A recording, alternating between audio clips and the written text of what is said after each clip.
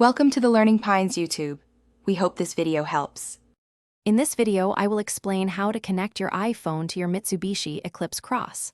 First, make sure your iPhone is fully charged and that its Bluetooth is turned on. Next, power on your car's infotainment system. Navigate to the settings menu on the car's display.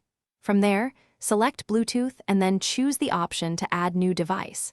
This prepares your vehicle to discover your iPhone for a seamless connection. Now, let's complete the Bluetooth pairing. On your car's screen, look for your iPhone's name in the list of available devices and select it. A unique 6-digit pairing code will then appear on both your iPhone and the car's display. Carefully confirm that these codes match exactly. Finally, accept the connection request that appears on your iPhone. Your device is now successfully paired via Bluetooth, allowing for hands-free calls and audio streaming. For an even richer experience, you can use Apple CarPlay. Simply connect your iPhone to the car's dedicated USB port using a high-quality, certified USB cable. The Apple CarPlay icon should then automatically appear on your Mitsubishi Eclipse Cross's infotainment screen.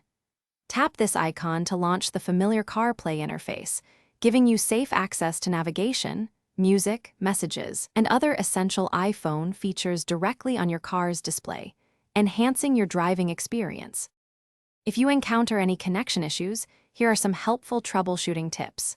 First, try restarting both your iPhone and the car's infotainment system. Always inspect your USB cable for any damage, as a faulty cable can prevent CarPlay from working.